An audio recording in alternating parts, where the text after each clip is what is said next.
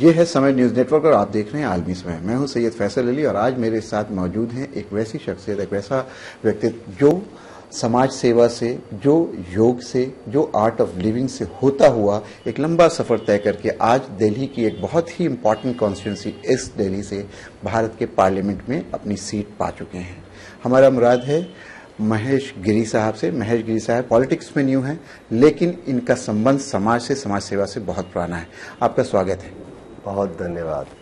महेश जी, सबसे पहले आपसे ये जानना चाहेंगे, आपका जन्म हुआ नासिक में, आपकी जो पहले की जो पढ़ाई है वो नासिक में हुई, फिर वो कैसी स्थिति थी, वो कौन सी सिचुएशंस थे कि आप नासिक से होते हुए दिल्ली आए?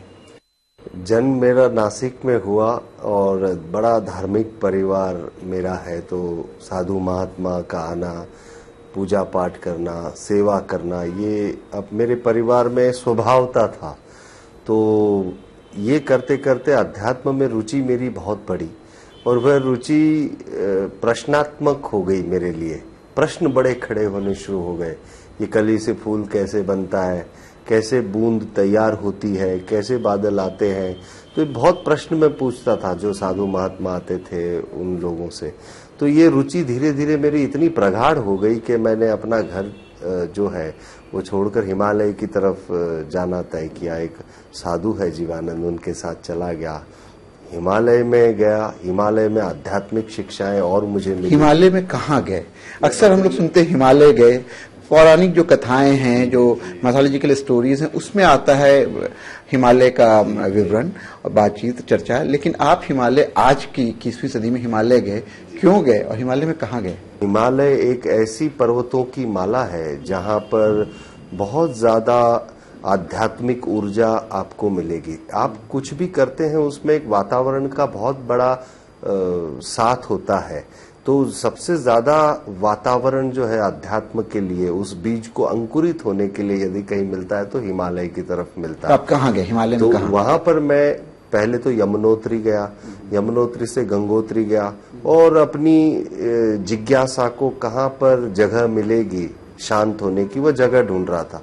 फिर माणा गांव और बद्रीनाथ के आगे एक माणा गांव है, उसके बीच में एक टाटम्बरी बाबा हुआ करते थे। तो वहां पर मैं रुका और उनके साथ रहा। फिर वहां पर कुछ रहने के बाद मुझे कहा गया कि गुजरात के गिर फॉरेस्ट में आपको जाना चाहिए, वहां पर सिद्धों की भूमि है, एनलाइटन मास्टर्स की वो जगह है।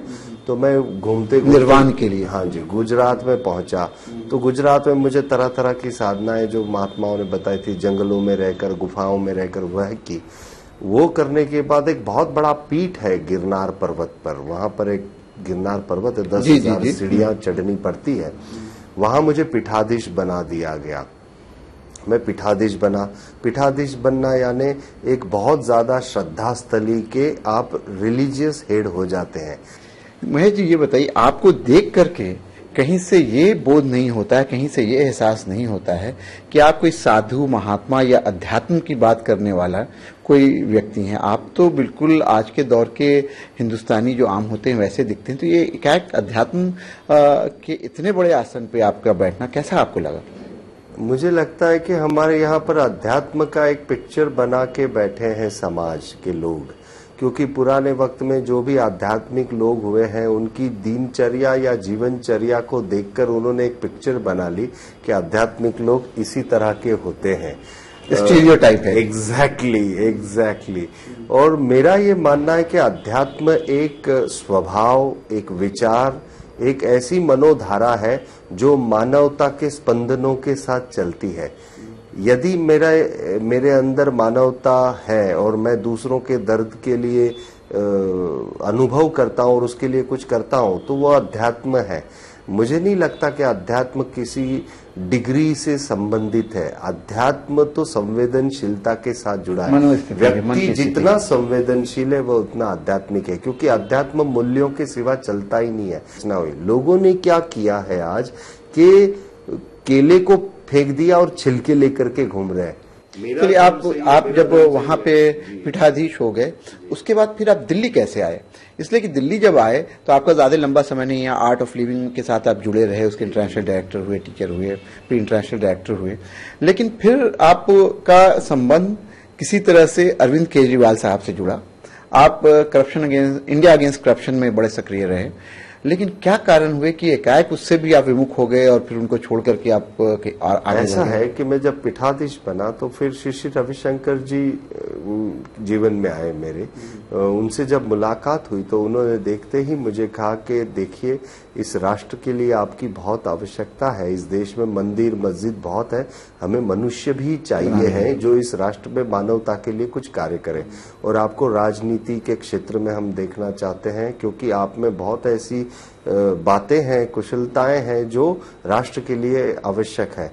तो उन्होंने मुझे बहुत प्रेरित किया इस बात के लिए। मैं फिर वह एक स्वामी जी को सब कुछ सौंपकर नॉर्मल लाइफ में आ गया, साधारण जीवन में, और मैंने उनके साथ मिलकर बहुत बड़े बड़े प्रोजेक्ट्स किए आर्ट ऑफ लिविंग के माध्यम से। मैं इंटरनेशनल डायरेक्टर बना, वुमेन एम्पावरमेंट प्रोजेक्ट किया, लाडली प्रोजेक्ट आप सुनते हैं, उसके को फाउंडर रहे हम। फिर यूथ लीडरशिप ट्रेनिंग प्रोग्राम किया, वुमेन एम्पावरमेंट प्रोग्राम, नदियों के लिए काम किया। ये करते करते जब आदर्श गांव अभियान जिसे राष्ट्रपति पुरस्कार मिला है, तो श्री रविशंकर जी ने मुझे कहा कि आप दिल्ली जाके कुछ कीजिए, क्योंकि दिल्ली में कुछ करते पूरे देश में प्रभाव पड़ता है। तो मैं दिल्ली आया 2008 में, और यमुना देखकर मुझे बहुत पीड़ा हुई, तो मेरी दिल्ली मेरी यमुना मैंने एक लीड किया। वो करने के बाद फिर अरविंद केजरीवाल साहब जो है वो लोकपाल आंदोलन छेड़ना चाहते थे। उन्होंने श्री रविशंकर जी से कहा कि मुझे ये करना है, मुझे मदद चाहिए। तो उन्होंने कहा कि महेश गिरी एक व्यक्ति है जिन्होंने बहुत मूवमेंट्स चलाए हैं, आप उनसे मिलिए और वो आपको मदद करेंगे। वो मिले मुझे, मैं लाजपत नगर रहता था, तो मैंने पूरा फिर वो देखा है, उसका नाम जन लोकपाल हमने दिया और उसको डिजाइन तैयार करके फिर वो एक अच्छे से चला है। पर 3-4-5 महीने में पता चला मुझे कि ये दिशाहीन है। ये कैसे लगा आपको कि दिशाहीन है? मैं वर्षों से ये काम कर रहा हूँ, मूवमेंट करना, प्रोजेक्ट्स बनाना, स्ट्रैटेजी बनाना। आप कह रहे हैं दिशाहीन, वो जो कैंपेन था करप्शन के खिलाफ, ये मैं वर्षों से कर रहा हूं। तो अब ऐसा है कि ये करने की वजह से मुझे थोड़ी सी अनुभव है कि ये व्यक्ति यदि कुछ सोचता है तो ये कहां तक जाएगा, क्या नहीं होगा। मैंने एक बहुत अच्छी बात उनमें देखी कि वो बहुत अच्छे नाड़ी वैद्य है, वो पैथोलॉजिस्ट है बहुत अच्छे, पर सर्जरी नहीं आती उनको। आप देखना, जब जब अरविंद केजरीवाल ने कुछ मुद्दा उठाया बहुत अच्छा होगा, पर उसके ऊपर काम करने की शुरुआत की, फेल्यूर हो जाती है, क्योंकि वो सर्जरी ही नहीं जानते। जैसे मुख्यमंत्री ने, वो अच्छे फिजिशियन हैं। हाँ, नहीं, he is a very good pathologist, but just a pathology. हाँ, he is not a surgeon. वो टेस्टिंग जानते हैं, वो बीमारियां पकड़ लेंगे, पर सर्जरी करना नहीं, वहीं पर फेल हो जाते हैं वो। तो हम लोग साथ थे, हम लोगों ने काम किया है, सर्जरी की, सब हम लोग जब तक साथ है तब तक बहुत अच्छा रहा। हम लोगों ने देखा कि ये तो बकवास है, इसमें कुछ बातें ही है, करने वाली कुछ बातें आती हैं। वहां से आपके रास्ते मैंने अलग कर लिया। फिर मैंने, आपको यहाँ रोकना पड़ेगा गिरी साहब, यहाँ वक्त हो गया है ब्रेक का। ब्रेक के बाद वापस आएंगे, महेश गिरी से बातचीत जारी रहेगी। लेते हैं एक ब्रेक।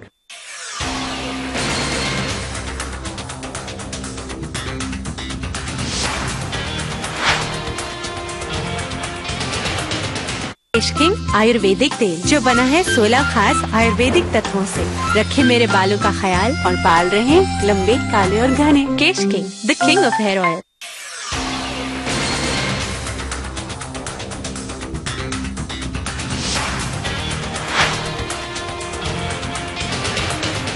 ब्रेक के बाद आपका एक बार फिर खैर मकदम है। हमारे साथ मौजूद हैं महेश गिरी, जो इस दिल्ली से भारतीय जनता पार्टी के मेंबर पार्लियामेंट हैं, एक आध्यात्मिक गुरु भी हैं, स्पिरिचुअल लीडर भी हैं, थिंकर हैं, फिलोसोफर हैं, सोशल एक्टिविस्ट हैं। ये बता रहे हैं कि अरविंद केजरीवाल को इन्होंने इसलिए छोड़ा कि अरविंद केजरीवाल पैथोलॉजिस्ट की तरह मर्ज की पहचान तो कर सकते हैं, उसको के बारे में बता तो सकते हैं, लेकिन उनके पास कोई इलाज नहीं था, ये इनका दावा है। क्यों लगता है आपको?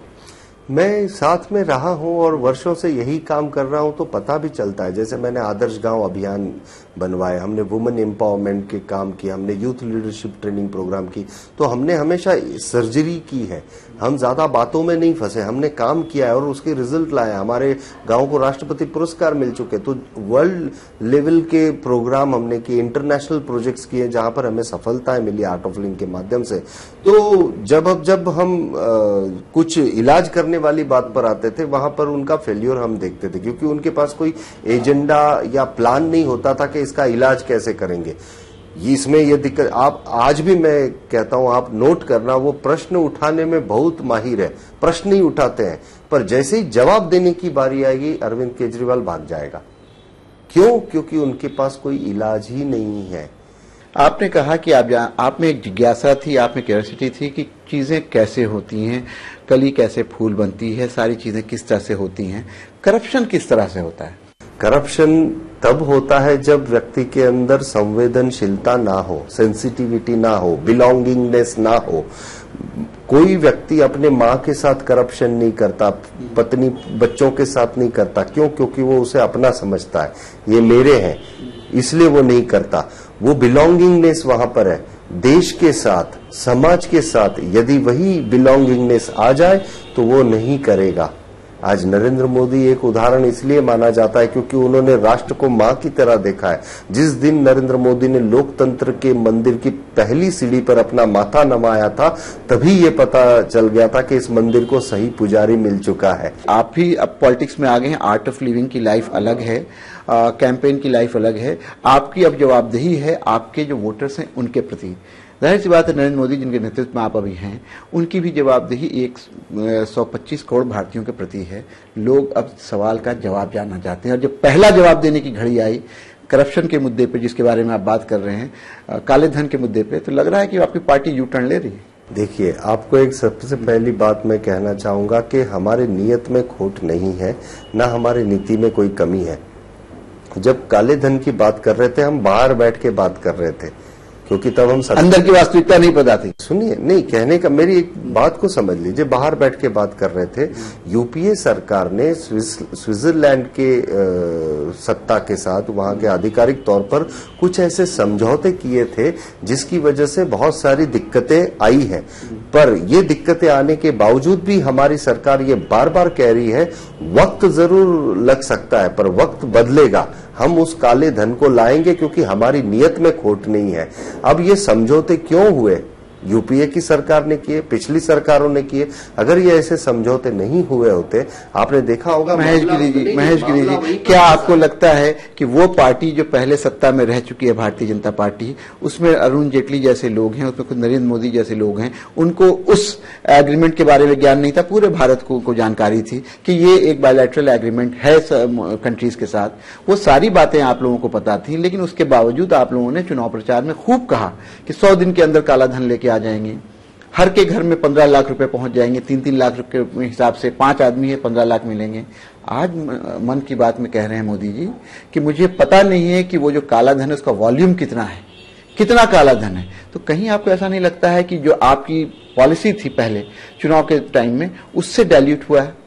मैं बिल्कुल भी इस बात को नहीं स्वीकार करूंगा। नहीं, वो तो आप नहीं करेंगे, लेकिन आप सोच के देखिए। सच्चाई बताना चाहूंगा कि आपको भी पता है कि यूपीए के गवर्नमेंट के जो समझौते हुए या जो भी बातें हुई, भले ही उन समझौतों के बारे में पता होगा, पर उसकी बारकाई में यदि हम जाएंगे तो आपको पता होगा कि ये नाम भी आए थे तो जर्मनी के थ्रू आए थे, ये स्विट्जरलैंड के थ्रू आधिकारिक तौर पर नहीं आए थे। वो जो गुत्थी है उसको सुलझाने में हमारी सरकार लगी हुई है, और जैसे ही गुत्थी सुलझ जाएगी वो काला धन वापस आएगा। मैं आपके चैनल पर 25 करोड़ नहीं, अभी तो 25 करोड़ पता चल रहा है। नहीं, देखिए, भले भी अभी आपको 25 करोड़ दिख रहा है, हो सकता है गुत्थी सुलझने के बाद वो 25,000 करोड़ हो सकता है, 25 लाख करोड़ हो सकता है। गुत्थी जैसे सुलझ जाएगी, हो जाएगा। चलिए, आप बहुत सारी पार्लियामेंट्री कमेटीज में भी हैं, और जाहिर सी बात है आप दिल्ली के एमपी हैं, मोदी जी के करीबी माने जाते हैं। ये बताइए कि कितना समय लगेगा? मोदी जी के टेन्योर में हम जरूर लेकर के आएंगे। पहला टेन्योर, दूसरा टेन्योर, या आने वाले मोदी जी के टेन्योर में हम जरूर लेकर के आएंगे। ये हमारा जिम्मेदारी है, इसमें हम पीछे नहीं हट रहे हैं। आप लोगों ने हमेशा जिम्मेदारी की बात की महेश गिरी साहब, जिस तरह से आपका मैनिफेस्टो आया, जिस तरह की कैंपेनिंग हुई, आपने एक नया आयाम जोड़ा, एक नए तरह का पूरा कैंपेन हुआ, सब कुछ हुआ। लेकिन अगर हम देखें जापान से लेकर अभी तक सरकार के काम करने का तरीका, तो सब्सटेंस कम है, कैंपेन ज्यादा है। पहले हुआ कि 100 बिलियन आने वाला है चाइना से, कुछ नहीं आया। जापान से भी यही था कि 300 बिलियन भी हो सकता है, 400 बिलियन भी हो सकता है, और अथाह हो सकता है। जब वास्तविकता आई तो 35 बिलियन। इसी तरह से अमेरिका का जब विजिट हुआ, उसके बारे में भी ये कहा गया कि बहुत सक्सेसफुल हुआ। सबसे बड़ा इंडिया और अमेरिका के बीच में जो मुद्दा था, उस पर चर्चा मात्र होकर के रह गई कि न्यूक्लियर डील का क्या होगा। तो कहीं ऐसा नहीं लग रहा है कि अब हनीमून पीरियड समाप्त हो रहा है, अब जितनी बातें, जितनी घोषणाएं, जितने अनाउंसमेंट हुए हैं उसको जमीन पे करके दिखाना होगा? बिल्कुल, उसके लिए हम सक्षम हैं, तैयार हैं, और जो जो बातें आपने सुनी है वो होने वाली भी है, ऐसा नहीं है। मैं आपको एक बात बताता हूं कि देखो, जो जो मैनिफेस्टो में हमने लिखा वो तो हम करने ही वाले हैं, करने की शुरुआत भी कर दी है। जनता से लेकर जापान तक जो भी बात की है, मेरी बात को गौर कीजिएगा, जनता से लेकर जापान तक जो भी बातें हमने की है वो होगा, इसमें दो राय नहीं है। और जो डायरेक्ट इन्वेस्टमेंट की बात आती है, इस डायरेक्ट इन्वेस्टमेंट में ऐसा तो नहीं होता ना कि 2.5 ट्रिलियन की बात की और एक दिन में 2.5 ट्रिलियन आ गया। ये इन्वेस्टमेंट है, ये धीरे धीरे आना शुरू हो जाएगा, और जिस तरह के प्रोजेक्ट्स बनेंगे, जिस तरह का इंफ्रास्ट्रक्चर हम लाना चाहते हैं, ये धीरे धीरे शुरू हो जाएगा। पूरा पैसा जो वहां पर बात हुई है कि पीपीपी मॉडल द्वारा आएगा या दूसरे देशों से ये आएगा इन्वेस्टमेंट के थ्रू, वो तो आएगा, क्योंकि इंडिया एक बहुत बड़ी अपॉर्चुनिटी है और इसके लिए कई देश आना भी चाहते हैं। दूसरी बात मैं ये जरूर कहना चाहूंगा कि जनता से जापान तक इसलिए मैंने कहा क्योंकि हमने जनधन योजना की जो बात की, इतनी बड़ी अचीवमेंट, क्या ये प्रवचन था? आज 1.5-2 करोड़ लोगों के खाते खुल चुके हैं और 26 जनवरी के पहले ये 7.5 करोड़ खाते, जो आखिरी व्यक्ति है इस समाज का और इस देश का, उसको 5,000 का ओवरड्राफ्ट मिलेगा, उसको जीवन बीमा मिलेगा 1 लाख का, 30,000 का, उसको मृत्यु उपरांत 1 लाख, जनधन योजना। उसके बाद श्रमिकों का, सर श्रमिकों का आप आइए, 27 लाख कर्मचारियों के लिए जो श्रमिकों के पेंशन की जो एक नीति बनाई गई, तो ये तो डायरेक्ट फायदा हो, इसमें प्रवचन तो नहीं था। आदर्श गांव अभियान, जनधन योजना की बात आप कर रहे हैं, जनधन योजना में अकाउंट खुलने से जन को धन की प्राप्ति हो गई, ये कैसे माना जाए? एक सबसे पहली बात, इस देश की अगर आप गांव दूर दराज में अगर जाते हैं, तो मैं काफी रहा हूं, मैं गांवों में रहा हूं, मैं स्लम में रहा हूं।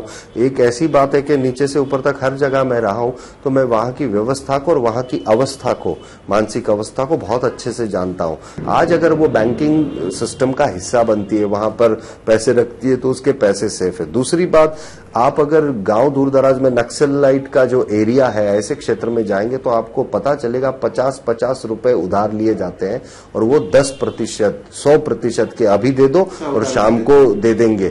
सर, आज वो लोग जो ऐसे उधार लेते हैं, उनके लिए ये एक कागज पे अगर बैंक का अकाउंट खुलता है, 5,000 रुपए का ओवरड्राफ्ट उसको मिलता है। तो ये एक शुरुआत है, एक अच्छी पहल है। बिल्कुल है। यहाँ पे वक्त हो गया ब्रेक का। ब्रेक के बाद वापस आएंगे तो दिल्ली की राजनीति के ऊपर बातचीत करेंगे। महेश गिरी से लेते हैं ब्रेक।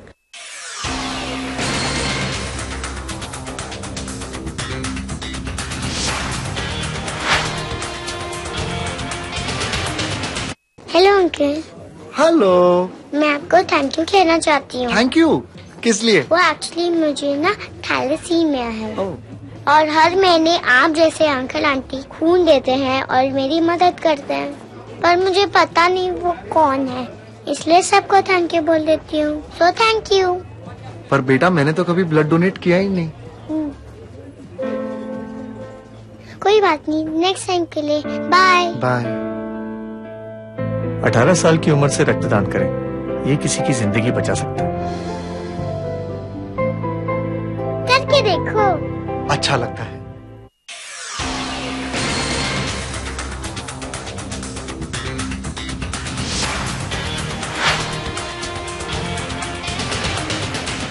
Welcome back. हम बातचीत कर रहे हैं महेश गिरी से। महेश गिरी बहुत क्लियरली ये बताने की कोशिश कर रहे हैं कि जिस तरह की योजनाओं के बारे में घोषणा की गई है प्रधानमंत्री की तरफ से, वो सारी योजनाएं यथार्थ के धरातल पे उतरेंगी, वो सही होंगी और उनसे लोगों को फायदा होगा, चाहे वो जनधन योजना हो या दूसरी योजना हो।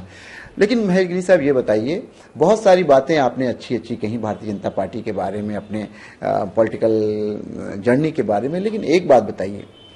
एक तो जो सवाल मुझे पहले पूछना था कि आपने कहा कि आप अध्यात्म में थे, अध्यात्म से एकाएक रियलिज्म की तरफ आ गए, पॉलिटिक्स की तरफ आ गए, मठ से संसद आ गए। आपको नहीं लगता है कि आपकी पर्सनैलिटी में विरोधाभास है?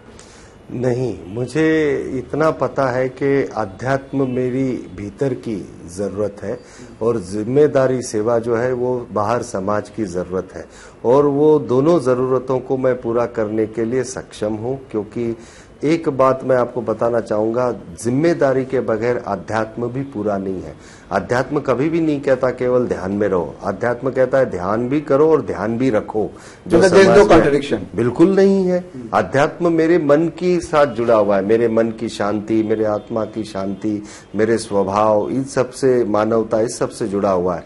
और जो सेवा की, अध्यात्म अगर सेवा उसका आउटपुट नहीं है, अध्यात्म का जिम्मेदारी उसका आउटपुट नहीं है, तो अध्यात्म भी अधूरा है। आज के लिए राजनीति में आप आए, भारतीय जनता पार्टी का चयन क्यों किया?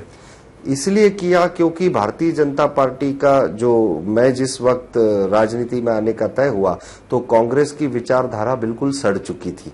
स्वाभाविक ये आपको पार्टी विद डिफरेंस लग रही थी? हाँ, मेरे को बिल्कुल दिख रहा था, क्योंकि एक परिवारवाद चल रहा था। यदि मैं वहां पर कोई नेता गांधी परिवार के वहां पर चमचागिरी करता है तो वो नेता बनेगा, उसकी कुशलता है, उसकी कितनी भी टैलेंट हो, उसका कोई लेना देना नहीं है। आपको एक छोटा सा उदाहरण दें कि जब डायनेस्टी की बात करते हैं, बहुत अच्छा लगता है कि हम गांधी डायनेस्टी की बात करते हैं। आपके यहाँ महाराष्ट्र में सरकार बनी है, पहली बार एक लड़की एक जीत के आई है जिसके पास ना कोई एक्सपीरियंस है, ना किसी तरह का कोई दूसरा अनुभव है, सिवाय इसके कि वो आपके एक लीडर की बेटी है, उसको मंत्री बनाया गया। तो ये बीमारी तो आपके यहाँ भी आ गई है। देखिए, आप पहले ये बात भी जान लिए, वो दूसरी बार जीत के आई है। ठीक है, वो विधायक थी पहले, तो अनुभव, एक तो विधायक थी पहले, उसका क्लेम टू ग्लोरी क्या है सिवाय इसके कि गोपीनाथ मुंडे की बेटी है? एक तो सबसे पहले वो दूसरी बार विधायक बनी, मैं क्लियर करना चाहूंगा। और तीसरी बात ये जरूर मैं आपको बताना चाहूंगा कि एक उसका सीधा सीधा एक्सपीरियंस आपको लगता है नहीं है, पर बचपन से ही अपने पिता के साथ उसने सामाजिक, वही बात राहुल के बारे में भी कह सकते हैं। मेरी बात सुनिए, पिता के साथ मिलकर उसने कई सामाजिक कार्यों में बहुत अच्छा न्याय दिया है।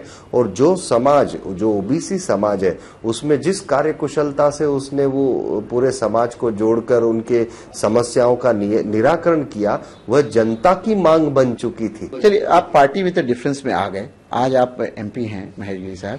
आपको सिर्फ एक छोटी सी बात याद दिलाएं कि अभी महाराष्ट्र इलेक्शन से पहले आप लोगों ने खूब कहा एनसीपी नेचुरली करप्ट पार्टी, आपको शिवसेना ने कहा अफजल खां की सेना, मोदी जी के स्वर्गीय फादर का नाम लेकर के मोदी जी को चैलेंज किया गया, ये सारी चीजें हुई। चलिए, शिवसेना की हद तक जो बात हुई तो माना जा सकता है कि दो भाई आपस में लड़ रहे थे, लेकिन जिनको आपने कहा नेचुरली करप्ट पार्टी, आज उनके साथ गलबहियां डाल करके आप लोग वहां पे सरकार चलाने की कोशिश कर रहे हैं। ये सभी बातें विचारधारा के साथ जुड़ी हुई है। और सबसे अंत में ये देखा जाता है, सबसे अंत में ये देखा जाता है कि लोक हित में और देश हित में क्या है। लोक हित में, देश हित में क्या है, या पार्टी हित में? नहीं, लोक हित में और देश हित में क्या है, वो कदम उठाना, क्योंकि वो बहुत जरूरी होता है। आप मन से ये बात कह रहे हैं? मैं मन से कह रहा हूं, और मैं पार्टी के भीतर रहकर जिम्मेदारी पूर्वक। याद रखिए कि आप अभी वो वाले राजनेता नहीं है जिनके बारे में एक छवि बनी होती है। आप अध्यात्म से आए हैं, नहीं हो आप आर्ट ऑफ लिविंग से आए हैं। आप ये बात मन से कह रहे हैं? मैं बिल्कुल दिल से कह रहा हूं, लोक हित में, जनहित में और देश हित में जो होगा वह पार्टी कदम उठाती है। क्योंकि देश हित में जो होगा वो पार्टी कदम उठाती है। देश हित में आज ये पता चल रहा है, दिल्ली के हित में ये पता चल रहा है कि चुनाव करवाना चाहिए। 6 महीना लग गया ये समझने में कि चुनाव में जाना चाहिए। देखिए, सबसे पहली बात तो भारतीय जनता पार्टी चुनाव आयोग नहीं है। भारतीय जनता पार्टी एक ऐसा पार्टी है जो कॉन्स्टिट्यूशन के जो राइट्स है उसके साथ चलना उसने तय किया। अब हुआ, दिल्ली की परिस्थिति ऐसी पेचीदा, ऐसी गुत्थी उलझ गई थी कि जिनको जिम्मेदारी मिली थी, हर्षवर्धन जी सीएम कैंडिडेट थे और पहली बार में उन्होंने कहा कि हमारे पास पूरी संख्या नहीं है, हम सरकार नहीं बनाएंगे। दूसरी बार जब अरविंद केजरीवाल, जिन्होंने अपने बच्चों की कसम खा ली थी, मुझे तो लगता है आप सबकी कसम खाएंगे, फिर परिस्थितियां ऐसी बनी कि पार्टी को जब तक ऐसा कोई न्योता नहीं आता, पार्टी नहीं जा सकती सरकार बनाने। पार्टी ने ये निर्णय क्यों लिया कि सरकार नहीं बनाएंगे? क्योंकि वहां पर जोड़ तोड़ करने वाली बात आती थी तो पार्टी ने तय किया कि वो नहीं करना है हमें। या ये ऐसा लगा कि जोड़ तोड़ की बड़ी कोशिश की गई लेकिन नंबर नहीं मिल पाए? कोई ऐसी जरूरत हमें भी मालूम है, हम लोग भी दिल्ली में होते हैं नहीं है कि किस कहाँ मीटिंग हुई, कौन कौन लोग कब कब किससे मिले, एक आपको सारी बातें एक आपको कैमरे पे भी है। देखिए, भारतीय जनता पार्टी ने प्रयास ही नहीं किया तो नाकाम क्यों होगी? जब भारतीय जनता पार्टी ने प्रयास ही नहीं किया, भारतीय जनता पार्टी का अपना स्टैंड क्लियर था कि हम जोड़ तोड़कर नहीं बनाएंगे और उस पर कायम होकर के निर्णय ले चुके हैं। दिल्ली में चुनाव होने वाले हैं, आप दिल्ली की एक बहुत इंपॉर्टेंट कॉन्स्टिट्यूंसी एमपी हैं, ये बताइए कि आने वाला जो समय है उसमें आपको क्या लगता है भारतीय जनता पार्टी यहाँ पे सरकार बना पाएगी? 100% बनाएगी। क्यों? क्योंकि एक तो सबसे पहले कांग्रेस मुक्त भारत होने की शुरुआत हो चुकी है, अब तो राह बचा कुचा भी खत्म हो जाएगा। दूसरी बात, आम आदमी पार्टी जिस नौटंकियों को करके यहाँ पर आई थी, तो सर्कस में जैसे पहले रिंग मास्टर कुछ करता है, जोकर कुछ करता है तो बहुत मजा आता है, पर अंत में शो खत्म हो जाता है। लोगों को पता चल चुका है, यानी आपको लग रहा है लोगों का जो मोह था, जो प्यार था, बिल्कुल भंग हो चुका है, खत्म हो गया, बिल्कुल भंग हो चुका है। एक सीएम जो जिम्मेदारी लेकर के काम के करके निर्णय लेकर के रिजल्ट ला सकता है, वो धरने पर बैठ रहा है। ये तो ऐसा हुआ, बच्चों को भूख लगी और पिता कह रहा है कि मैं धरने पर बैठ जाऊंगा। अरे भाई, बाहर जाके मजदूरी कर, पैसा कमा, घर की कमाई करके रोटी खिला, सबको भूख लगी है। जनता, दिल्ली की जनता 1 साल से त्रस्त है, कोई काम नहीं हुए, इस सबका भुगतान करेगा कौन? पूरा के पूरा वह अरविंद केजरीवाल की उनकी निर्णयों की वजह से ही दिल्ली ने भुगता है, और लोगों ने ये महसूस किया है कि ये भागे हैं जिम्मेदारी से। कितनी सीट लगती है आपको कि आप लोग जीत पाएंगे? सर, हम 50 से 60 सीट तो पक्का लेकर के आ रहे हैं, और मैं तो पूर्ण बहुमत में जा रहा हूं। 50-60 सीट तो पक्का लेकर के आ रहे हैं, और 10 सीटों की भी इसलिए मैं कहता हूं, यदि कोई गणित उलट पुलट हो गए तो 70 की 70 आ सकती है। नहीं तो जिस तरह से हम लोग जा रहे हैं, हमारा बहुत अच्छा, जहां जहां मैं जाता हूं जनता के अंदर बड़ा उत्साह है। जिस तरह से डीजल के दाम, पेट्रोल के दाम जो कभी नहीं सालों में, इतने सालों में उतरे, वो 2-4 महीने में ही आप अगर देख रहे हैं इतने सारे दाम उतरे, उसकी वजह से ट्रांसपोर्टेशन कॉस्ट गिर जाएगी। जी, फ्यूल के दाम गिरे, इसमें सरकार का कितना दखल है? इंटरनेशनल मार्केट में ब्रेंट की प्राइस गिरने का नियत सही हो ना तो प्रकृति भी मदद करती है सर। नियत सही हो तो सबको ही मदद करता है। हमारी नियत सही है। अब आप इसको सरकार प्रयास माने, बाहर का माने, जो भी माने, नियत हमारी सच्ची है। नियत आपकी सच्ची। आपको लगता है कि भारतीय जनता पार्टी यहाँ पे सरकार बनाएगी? आपसे एक सवाल और, आप जिस क्षेत्र से एमपी हैं उस क्षेत्र में एक बहुत बड़ी तादाद माइनॉरिटीज की है, आप उनके भी मेंबर पार्लियामेंट हैं। आपको ओखला एरिया आपका जाना होता है? बिल्कुल जाना होता है, मेरे राउंड हुए। पार्लियामेंट की कमेटी अर्बन डेवलपमेंट की जो है उसके मेंबर भी हैं। कभी आपने देखा है कि आपके क्षेत्र की हालत क्या है? मैंने आपको कहूं, ओखला की बात मैंने ही उठाई है, जितनी ज्यादा शायद ही किसी एमपी ने उठाई होगी। उल्टा मैं तो एनजीओ के माध्यम से ओखला में जब काम करने गया तो मैंने अपनी आंखों से वहां पर देखा है किस तरह से पानी की माफियागिरी चलती है। वहां पर सीवर की इतनी प्रॉब्लम है, वहां पर जो बेसिक नीड्स है, जो मूलभूत सुविधाएं चाहिए जनता को, वो वहां पर नहीं है। और उसके लिए मैंने खुद भी कहा कि मुझे ये नहीं समझ में आता कि इतने सालों में क्यों किसी ने कुछ नहीं किया। फिर वो जब भीतर गया तो पता चला कि ये ऑथराइज नहीं है कॉलोनी। तो गवर्नमेंट का एक अपना रूल है कि जैसे ही ऑथराइज होती है गवर्नमेंट सर्विसेज। आपके इस टेन्योर में हम लोग ये उम्मीद करें कि ओखला और दूसरे इस तरह की जो कच्ची आबादी है या जो अनऑथराइज थी, जिसको ऑथराइज किया जा रहा है, लीगलाइज किया जा रहा है, रेगुलराइज किया जा रहा है, उनमें जो बेसिक फैसिलिटीज, एमिनिटीज जिसकी आप बात कर रहे हैं, वो मिल पाएगा? मेरी सबसे बड़ी जिम्मेदारी और पहला कर्तव्य है ये, क्योंकि मेरे लिए कोई माइनॉरिटीज मेजॉरिटीज नहीं है। मेरे लिए मेरे क्षेत्र का हर वो इंसान यहाँ पर बसता है, वो उसकी सुख, उसकी सुविधाएं जो इस राष्ट्र ने दी है, वो उसे मैं अपने टेन्योर में करने का पूरा प्रयास। याद रखिए, मैं कैमरे पे बोल रहा हूँ, बाद फिर मैं ये सवाल, मैं कैमरे पे बोल रहा हूँ सर, मैं कैमरे पे बोल रहा हूँ। मैं इसके लिए पूरा प्रतिबद्ध हूँ। एक जहां पर पॉलिसीज की बात आती है, जहां पर पूरे गवर्नमेंट को एक्शन लेना होता है, मेरे अकेले से कुछ नहीं होता, वहां पर शायद वक्त लग सकता है, पर जो मेरी जिम्मेदारी में है, मेरे अकेले को निर्णय लेकर के होना है, वहां महेश गिरी को आजमा लेना। आप नाज़रीन, आप बातचीत देख रहे थे महेश गिरी से। महेश गिरी ने बहुत साफ बात ये कही है कि दिल्ली में अगला जो चुनाव होगा उसमें पूरे तौर पे 50-60 सीट 70 सीट भी अगर आ जाए तो इनको बहुत आश्चर्य नहीं होगा। पूर्ण बहुमत की सरकार बनेगी, एब्सोल्यूट मेजॉरिटी के साथ भारतीय जनता पार्टी आएगी। और इनका एक बात बहुत स्पष्ट ये कहना चाह रहे थे कि जिस तरह की सरकार की योजनाएं और घोषणाएं चल रही हैं उनके ऊपर लोगों को थोड़ा समय देना होगा। नीयत सरकार की अच्छी है, चाहे वो काले धन की बात हो, चाहे जनधन योजना की बात हो या सरकार की दूसरी स्कीम्स की बात हो, लेकिन कितना समय देना होगा इसके बारे में जाहिर सी बात है अभी तो पहला साल है, अभी हनीमून पीरियड है, ये बहुत खुल के बात नहीं कर रहे हैं। लेकिन इतना तय है कि ये सरकार की नीयत को स्पष्ट करते हुए बता रहे हैं कि सरकार सही दिशा में जा रही है। आज तक में बस इतना, अगले हफ्ते फिर किसी नई शख्स के साथ मुलाकात होगी। मुझे इजाजत दीजिए, आदाब।